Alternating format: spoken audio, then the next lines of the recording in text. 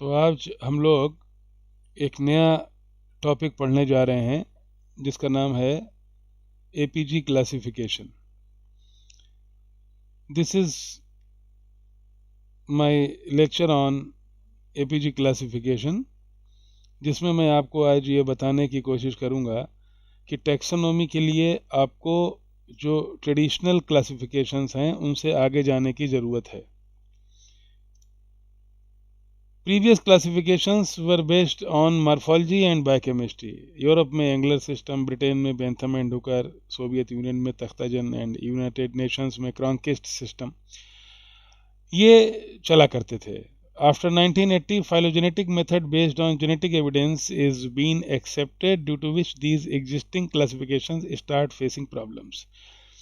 तो 1980 के बाद इन क्लासिफिकेशंस में थोड़ी दिक्कत आने लगी और एपीजी क्लासिफिकेशन का अवतरण हुआ, ये प्रकट हुआ।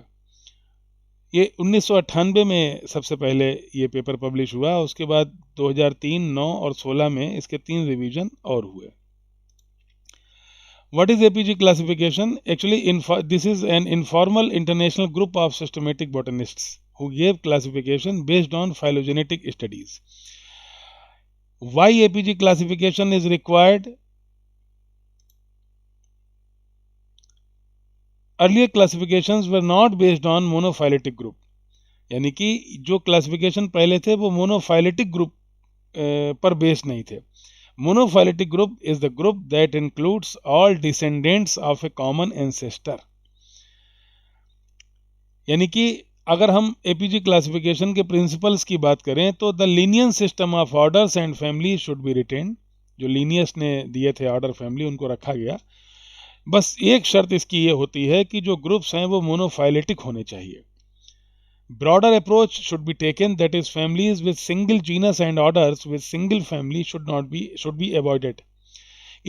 ऐसी फैमिली जिसमें एक जीनस हो या एक ही ऑर्डर हो, ऐसी फैमिलीज को अवॉइड करना चाहिए। और ऑर्डर के पैरेलल एक नया शब्द का जन्म हुआ जिसको नाम दिया गया क्लेट्स। इन्होंने कहा कि क्लेट्स का इस्तेमाल होना चाहिए। अगर हम एपीजी फर्स्ट की बात करें जो 1998 में दिया गया, तो it was proposed as reference tool of broad utility. इसमें 40 ऑर्डर्स की बात की गई, क्लेड शब्द का इस्तेमाल किया गया और ऐसी बहुत सी फैमिलीज को स्थान मिला, लेकिन जो मोनोफाइलेटिक थी, लेकिन फिर भी 25 फैमिलीज ऐसी थीं जिनकी कोई पोजीशन क्लियर नहीं थी कि इनको कहाँ रखा जाएगा। इसका रिजल्ट ये हुआ कि division of angiosperm into monocots and dicots were discontinues. New term eudicot और ट्रू डाइकॉट्स नाउ इंट्रोड्यूस। नए शब्द आए यूडाइकॉट या ट्रू डाइकॉट। 2003 में एपीजी 2 आया जिसमें स्मॉलर फैमिलीज, इनको एक लार्ज ग्रुप में रखा गया और उसको ब्रैकेटेड फैमिलीज कहा गया। For example, the large asparagaceae family include 7 bracketed families. जो छोटी छोटी फैमिली थी उनको ब्रैकेटेड फैमिलीज कहा गया और एक बड़ी फैमिली में रख दिया गया।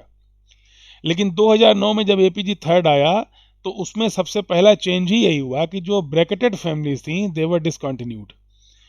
इन ब्रैकेटेड फैमिलीज का कॉन्सेप्ट हटा दिया गया। इसका रिजल्ट ये हुआ कि APG third contain only 415 families instead of 457 of APG 2। Agavaceae and hyacinthaceae are no longer regarded as distinct from asparagaceae. इनको इसी में इंक्लूड कर दिया गया। एपीजी 4 जो 2016 में आया उसमें पीटर स्टीवेंस ने ये सवाल उठाया कि the validity of discussion regarding family delimitation in the absence of change of phylogenetic relationship. तो लार्ज जीन बैंक्स का यूज किया गया जिसमें plastid, mitochondrial and nuclear ribosome का इस्तेमाल किया गया और अब total number of order 64 and families 416 कर दी गई। मोनोफाइलेटिक ग्रुप पूरे एपीजी क्लासिफिकेशन का बेस है। Monophyletic group, a monophyletic taxon includes a group of organism descendant from common ancestor। एक ही पूर्वज से जो आए हैं उनको मोनोफाइलेटिक कहा गया। Polyphyletic taxon is composed of unrelated organism descendant from more than one ancestor। A paraphyletic taxon is composed of organisms which contain common ancestor and some but not all of descendants। इसमें आप देखिए जो पहली picture है वो monophyletic, ये जो पूरा एक धब्बा सा दिखाई दे रहा है, ये इसको मोनोफाइलेटिक कहा गया। ये बी से सारा जनरेट हुआ है। ये इतना हिस्सा मोनोफाइलेटिक है। अगर हम जे और के को भी शामिल कर लेंगे तो ये पॉलीफाइलेटिक हो जाएगा। टैक्सॉन 2 देखिए आप, ये पॉलीफाइलेटिक, ये जो ई और जी है इनकी बात अगर हम आपस में करेंगे तो ये पॉलीफाइलेटिक होगा, क्योंकि इन दोनों के एंसेस्टर अलग अलग हो गए। इसका एंसेस्टर सी है, इसका एंसेस्टर एफ है। इस पूरे को लेंगे तो ये मोनोफाइलेटिक हो गया। इसी प्रकार से पैराफाइलेटिक आप देखिए कि किस प्रकार से बताने की कोशिश की गई है कि एक ही एंसेस्टर को लेकर के चल रहे हैं और आगे उसके जो डिसेंडेंट्स हैं उसकी बात नहीं की जा रही है। तो ये मोनोफाइलेटिक ग्रुप को समझाने का एक तरीका है। यू डाइकॉट या ट्राइकॉल्पेट्स को हम ट्रू डाइकॉट कहते हैं। ये लार्जेस्ट ग्रुप है और इसका पूरा आधार है पॉलन ग्रेन्स के 3 लॉन्ग ग्रूव्ड अपर्चर्स। अगर पॉलन ग्रेन में 3 अपर्चर हैं तो इसको ट्राइकॉल्पेट या यू डाइकॉट कहा गया। यानी कि अगर एंजियोस्पर्म सीड प्लांट को हम डिवाइड करें एंजियोस्पर्म में और दूसरे लोगों में, दूसरी प्लांट्स में, तो एक क्लेड तो हुआ यू डाइकॉट या ट्राइकॉल्पेट, जिसमें 70% एंजियोस्पर्म स्पीसीज हैं, क्योंकि यू डाइकॉट मोनोफाइलेटिक ग्रुप है। इसमें सभी पॉलन ग्रेन्स में 3 अपर्चर होंगे, जिसमें जिसके पॉलन ग्रेन्स में 3 अपर्चर हैं उसको हमने यू डाइकॉट नाम दे दिया। जिसके पॉलन ग्रेन्स में एक अपर्चर है, एक फरो है, उसको हमने मोनोकॉल्पेट या मोनोकॉट नाम दे दिया। अब हमारे पास जो सीड प्लांट्स हैं वो 2 टाइप के हो गए, या तो यू डाइकॉट होंगे, ट्रू डाइकॉट या ट्राइकॉल्पेट, यानी 3 अपर्चर पॉलन ग्रेन्स वाले। दूसरा हुआ मोनोकॉट, जिसमें सिंगल अपर्चर फरो है या एक अपर्चर है, यानी 3 अपर्चर वाले यू डाइकॉट या ट्रू डाइकॉट, एक अपर्चर या एक फरो वाले मोनोकॉट। अब सवाल उठता है कि जो यू डाइकॉट में नहीं है और जो मोनोकॉट में भी नहीं है तो वो फिर किस में रखे जाएंगे? उनको रखा गया मैग्नोलिट्स में या पेलियोडाइकॉट्स में या बेसल एंजियोस्पर्म में। आप ये नीचे देख सकते होंगे रिमेनिंग एंजियोस्पर्म। इनको paleodicot refer to angiosperm which are not monocots और यूडाइकॉट्स। मैग्नोलिट्स और पेलियोडाइकॉट्स और basal angiosperm are non monophyletic group.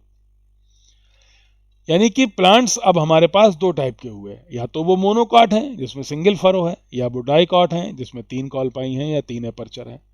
तो मोनोकॉट एक कॉटिलीडन, एक aperture, you dicot 2 cotyledon, 3 aperture. ये कुछ इनके डिफरेंसेस हैं। मोनोकॉट्स में 22% ऑफ एंजियोस्पर्म्स आते हैं, यू डाइकॉट में 75 आते हैं। 75 + 22 हो गया तकरीबन 97, और जो बाकी बचे हुए वो आएंगे पेलियोडाइकॉट में 3%। तो कुल मिला के आज के दौर में जितना भी एंजियोस्पर्म है वो 8 ऑर्डर में डिवाइड किया गया। पहला है यू डाइकॉट, पाइप्रेल्स, लॉरियल्स, मैग्नोलिलियल्स, मोनोकॉट्स, आस्ट्रोबेरियल्स, निम्फियल्स, एम्बोरियल्स। इसमें यू डाइकॉट, मैग्नोलिट्स, मोनोकॉट्स और उसके अलावा ये 3 पॉलीफाइलेटिक ऑर्डर जो मोनोफाइलेटिक नहीं है। तो कुल मिला के एंजियोस्पर्म की सिर्फ इतनी सी बात है जो आपको समझने की ज़रूरत है कि एंजियोस्पर्म में अब डाइकॉट नाम की कोई चीज़ नहीं है। अब या तो यू डाइकॉट है या फिर वो मोनोकॉट है या मैग्नोलिट्स है या पेलियो एंजियोस्पर्म है। This is what APG classification.